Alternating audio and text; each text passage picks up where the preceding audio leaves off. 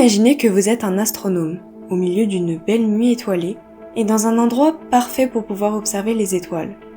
Cependant, un élément vient perturber votre observation. Vous constatez une longue traînée de points lumineux dans le ciel, qui se met à défiler sous vos yeux.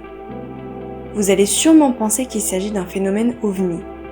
Mais non, il s'agit simplement du projet Starlink. Ce projet n'est pas le seul à poser souci aux astronomes.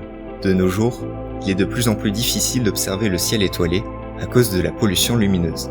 Celle-ci provient non seulement de l'éclairage nocturne des bâtiments, des infrastructures de transport et des véhicules, mais aussi de l'espace lui-même, et plus précisément des satellites artificiels que nous mettons en orbite. Aujourd'hui, 2787 satellites fonctionnels tournent autour de la Terre. 38% d'entre eux sont utilisés pour l'observation de la Terre, et 37% assurent des services de communication. Les autres remplissent des missions diverses, comme l'observation spatiale et la navigation. À cela s'ajoutent les débris spatiaux, qui sont susceptibles, eux aussi, de contribuer à la pollution lumineuse. Celle-ci va même s'accroître dans les prochaines années, avec l'apparition des constellations de satellites. Mais comment les satellites peuvent-ils concrètement participer à la pollution lumineuse ? Les satellites artificiels comportent des surfaces très réfléchissantes comme les panneaux photovoltaïques qui les alimentent en électricité. En conséquence, la lumière du soleil se reflète sur ces satellites, ce qui les rend visibles depuis la Terre durant la nuit.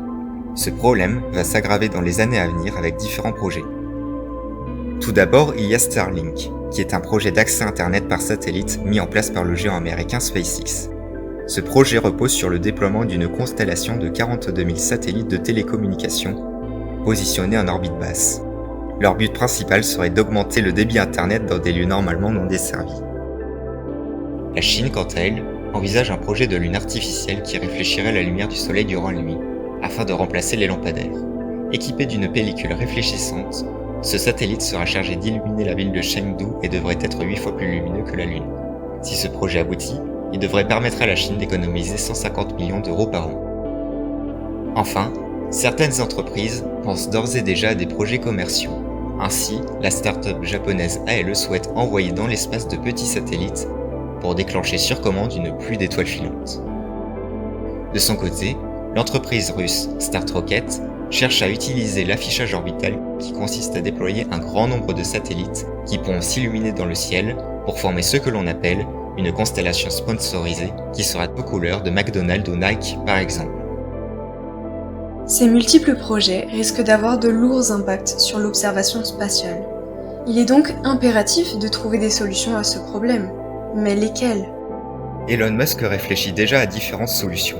En effet, face à de très nombreuses critiques venant des scientifiques, le PDG de SpaceX a déclaré le 27 avril 2020 qu'il équiperait prochainement les futurs satellites de Starlink de pare-soleil.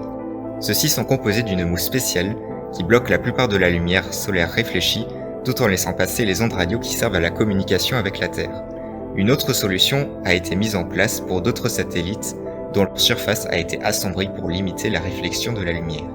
Quant aux satellites déjà lancés, ils seront remplacés en fin de vie dans moins de 4 ans. SpaceX compte également leur définir une nouvelle orientation lors de leur trajectoire d'ascension où ils sont particulièrement lumineux. Malgré cette recherche de solutions de la part de SpaceX, les impacts de ces projets restent extrêmement nombreux. En effet, les conséquences sont multiples. Par exemple, ces engins émettent des longueurs d'onde auxquelles les radiotélescopes sont sensibles. D'autre part, l'étude de la trajectoire des astres est perturbée par celle des satellites artificiels qui forment des lignes blanches sur les images. Cette pollution lumineuse risque aussi de perturber les travaux des satellites d'observation terrestre par des interférences à basse altitude. Cependant, le risque le plus important serait la collision de ces satellites. Le nombre grandissant des astres artificiels risque en effet de créer encore plus de débris spatiaux. En réponse à ces projets tels que Starlink, l'Union astronomique internationale a présenté un rapport sur les impacts de ces satellites et de cette pollution lumineuse sur l'astronomie, qui a réuni plus de 900 participants le 19 avril 2021 devant le COPUOS, pour Comité des Nations Unies, pour des utilisations pacifiques de l'espace extra-atmosphérique de l'ONU. Espérons que ce rapport fasse réagir SpaceX et que cela dissuadera aussi les entreprises de créer des constellations de satellites. En attendant, mieux vaut profiter de ce beau ciel étoilé tant qu'on le peut.